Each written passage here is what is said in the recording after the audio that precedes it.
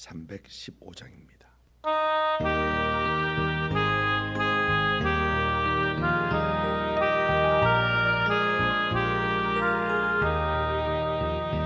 내 주 대신 주를 참 사랑하고 곧 그에게 죄를 다 고합니다.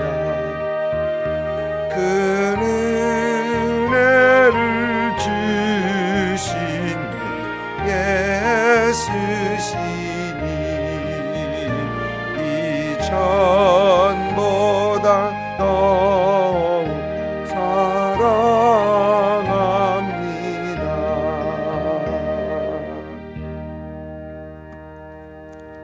아멘. 고린도전서 16장 13절부터 24절까지입니다. 고린도전서 16장 13절부터 24절까지 우리가 잠목절을 읽습니다. 깨어 믿음에 굳게 서서 남자답게 강건하라. 너희의 모든 일을 사랑으로 행하라. 형제들아, 스데바나의 집은 곧 아가야의 첫 열매요 또 성도 섬기기로 작정한 줄을 너희가 아는지라. 내가 너희를 권하노니 이 같은 사람들과 또 함께 일하며 수고하는 모든 사람에게 순종하라. 내가 스데바나와 부드나도와 아가이고가 온 것을 기뻐하노니 그들이 너희의 부족한 것을 채웠습니다. 그들이 나와 너의 마음을 시원하게 하였으니 그러므로 너희는 이런 사람들을 알아주라. 아시아의 교회들이 너에게 무난하고 아골라와 브리스가와 그 집에 있는 교회가 주 안에서 너에게 간절히 무난하고 모든 형제도 너에게 무난하니 너희는 거룩하게 입맞춤으로 서로 무난하라. 나 바울은 친필로 너에게 무난하노니 만일 누구든지 주를 사랑하지 않으면 저주를 받을지어다. 우리 주여 오시옵소서. 주 예수 그리스도의 은혜가 너희와 함께하고 너의 사랑이 그리스도 예수 안에서 너희 무리와 함께할지어다. 아멘. 사도 바울은 이제 고린도 교회로 보내는 그 서신을 마치면서 자신의 여행 계획과 디모데를 잘 살펴주라라는 말, 그리고 아볼로의 근황을 말을 했습니다. 오늘 말씀에서는 이제 마지막 권면의 말씀과 안부로 서신을 마치고 있습니다. 13절과 14절 보면은 5가지의 이 권면의 말을 하고 있습니다. 그 첫째가 깨어 있으라라는 얘기죠. 사도 바울은 이제 다른 서신들 중에서도 우리가 깨어 있어야 함을 말을 합니다. 영적으로 깨어 있어야 한다라는 것이죠. 우리가 영적으로 깨어 있을 때 우리는 참된 것과 거짓된 것을 구별할 수 있죠.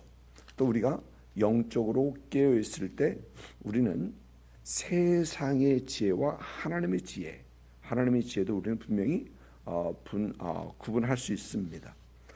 또 우리가 영적으로 깨어 있을 때 우리는 마귀의 관계들을 경계할 수도 있습니다.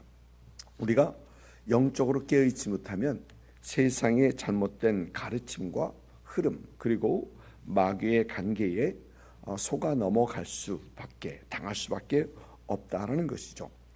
특히 요즘 우리가 사는 세상, 분명히 그리스도인들은 깨어 있어야 합니다. 잘못된 것들을 너무 많이 미디어에서나 또 가르치고 있기 때문입니다. 몇 년 전에 피터 크리프트라는 그 교수님 한 분이 이 한 졸업식 연설에서 10 Lies of Contemporary Culture, 그러니까 현대 문화의 10가지 거짓말이라는 어떤 그런 제목으로 졸업 연설을 한 적이 있습니다. 그 크리프트 교수는 이 조목조목 현대 사회에서 이 말하는 10가지의 거짓말에 대해서 조목조목 얘기하고 참 재미있게 그렇게 정확하게 지적했던 것을 보게 됩니다. 굉장히 유머스럽게도 말을 했는데 그러나 분명히 정확하게 지적했었습니다. 우리가 그리스도인들로서 영적으로 깨어있지 않으면 우리는 분별하지 못하고 구별하지 못하고 그 세상의 거짓말에 넘어갈 수밖에 없다라는 것이죠. 이 거짓말이라는 것이 한 번 말하고 두 번 말하고 자꾸 말을 하다 보면 그것이 언젠가 모르게 그렇게 받아들여지는 것을 우리가 보기 때문에 그렇습니다. 이렇게 그 10가지뿐만 아니라 다른 거짓말도 분명히 있겠죠. 이제 그러면서 그것들은 우리에게 계속해서 다가오는 것을 우리는 보게 됩니다.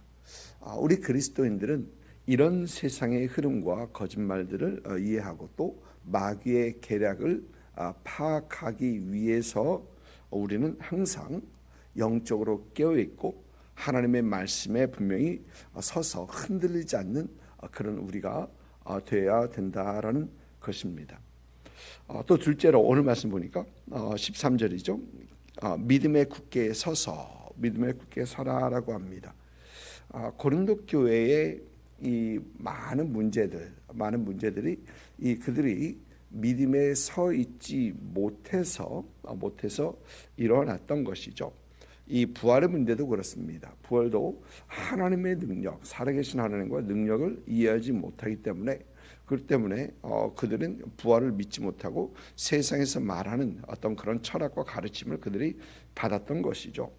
아마 고린도 교회뿐만 아니라 모든 성도들과 모든 교회의 이 많은 문제들이 이 믿음에 서 있지 못하기 때문에 일어나는 그런 일들이 아닌가라는 생각을 해봅니다.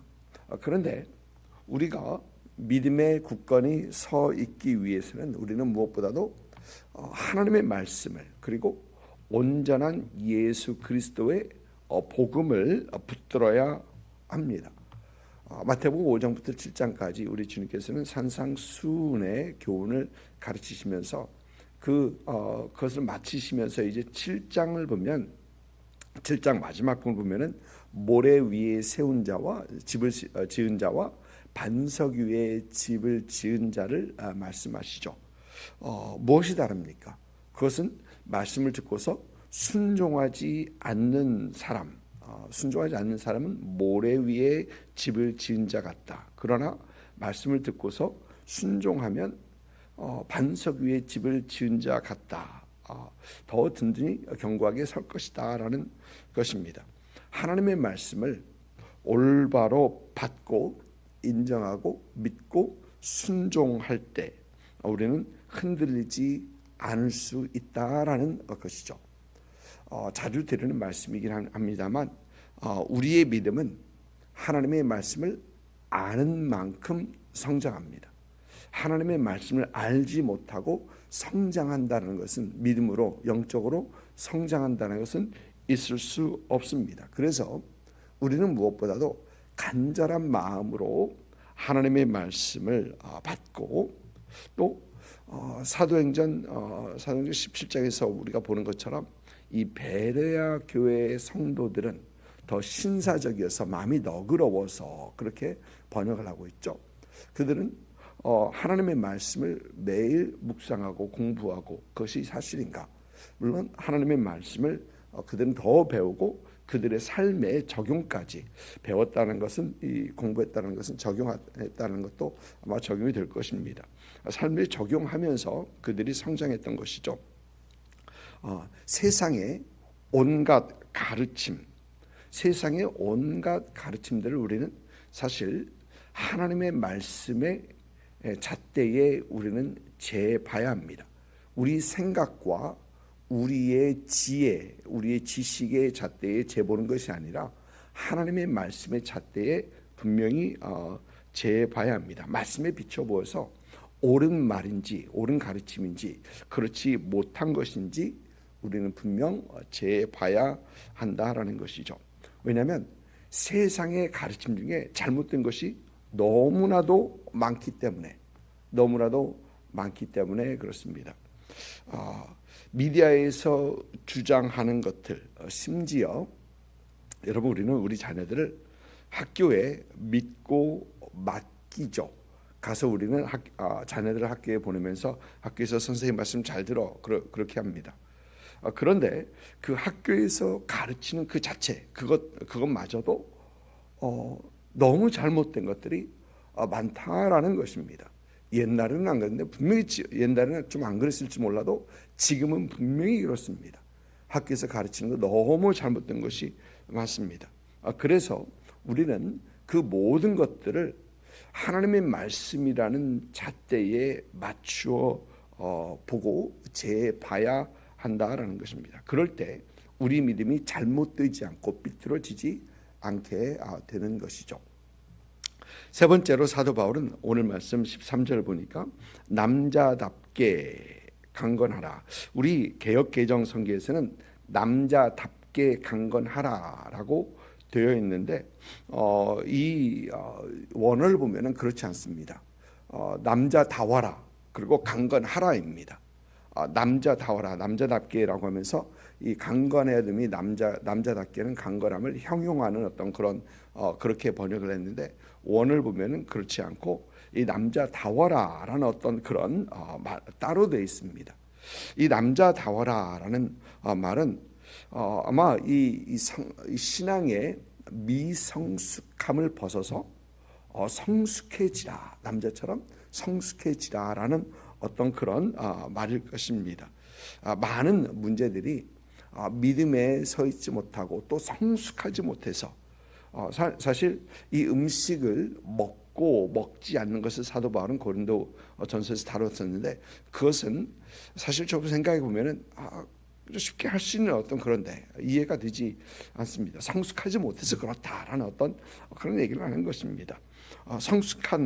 이렇게 성숙한 사람답게, 성숙한 남자답게 버릴 것은 버리고 수호해야 할 것은 하고 그렇게 하라라는 그런 얘기를 사도 바울은 하는 것이죠. 또 보니까 13절에서 이제 강건하라라고 합니다. 강건하라. 물론 이 강건함은 육체의 강건함을 말하는 것은 아닐 것입니다. 영적으로 강건해야 한다. 영어 성경 보니까 be strong 그렇게 되어 있습니다. 옳고 그른 것을 분별하는 것뿐만이 아니라 옳은 것을 선택할 수 있는 그 어떤 힘, 그 용기 이것들을 말을 하는 것이죠. 이 올바른 것을 선택하고 그것을 실천할 수 있는 그런 용기가 분명히 우리에게 있어야 된다. 라는 것을 말을 하는 것입니다. 그리고 14절 보니까 너희 모든 일을 사랑으로 행하라라고 합니다. 이 모든 것 아래에는 밑에는 분명히 사랑이라는 것이 기반하고 있다라는 것이죠. 보니까 사랑으로 행하라. 영어 성경을 보니까 in love 그렇게 되어 있습니다. 사랑 안에서 모든 것을 해야 한다. 여러분 우리 신앙생활에 이 모든 것은 하나님을 사랑함으로 또 형제를 사랑함으로 하는 것입니다. 모든 것이 그 하나님을 사랑하고 형제를 사랑함으로 하는 것. 여러분 우리가 교회에서 봉사하는 그것도 누군가가 하지 않아서 부득이하는 것 그것이 아니라 하나님을 사랑하고 형제를 사랑하기 때문에 이웃을 사랑하기 때문에 하는 것이고요. 우리가 섬기는 것도 하나님을 사랑하고 이웃을 사랑하는 것이기 때문에 하는 것이고요.